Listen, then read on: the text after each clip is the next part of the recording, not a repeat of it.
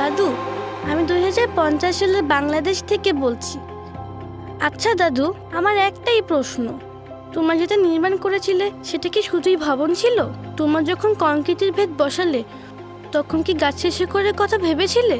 তোমার যখন উঁচু দালান তুললে তখন কি তোমরা নিচু হয়ে প্রকৃতির কথা শুনেছিলে? আমার স্কুলের পাশে একটি ছোট খাল আছে, মা বলতেন ওটা নাকি একসময় নদী ছিল, এখন শুধু প্লাস্টিক আর নোংরা। আমরা তো শুধু চাই একটি সবুজ মাঠ, যেখানে রোদ এলে গাছে ছায়া পড়ে, যেখানে আমরা খালি পায়ে খেলতে পারি। কিন্তু এখন খেলতে গেলে পা আটকে যায় পুরনো বোতল ও পলিথিনে।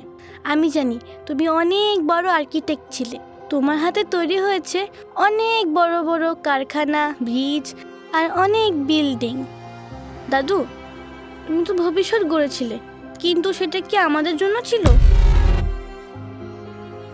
আমরা ভবনের ভিত্তি গড়েছি, কিন্তু প্রকৃতির ভিত্তি গড়ে রাখতে হয়তো ব্যর্থ হয়েছি। আকিজ রিসোর্স বিশ্বাস করে উন্নয়ন মানেই শুধু দালান, সড়ক বা কারখানা নির্মাণ নয়। এখন সময় দায়িত্বশীল ভবিষ্যৎ গঠনের, যেখানে প্রতিটি কারখানায় থাকবে বর্জ্য ব্যবস্থাপনার পরিকল্পনা, প্রতিটি ছাদে থাকবে সবুজায়ন, আর প্রতিটি ইটের নিচে থাকবে আমাদের দায়বদ্ধতা। তাই আমরা কাজ করে চলেছি সেই আগামীর লক্ষ্যে, যেখানে উন্নয়ন মানেই প্রকৃতিকে রক্ষা করে এগিয়ে চলা।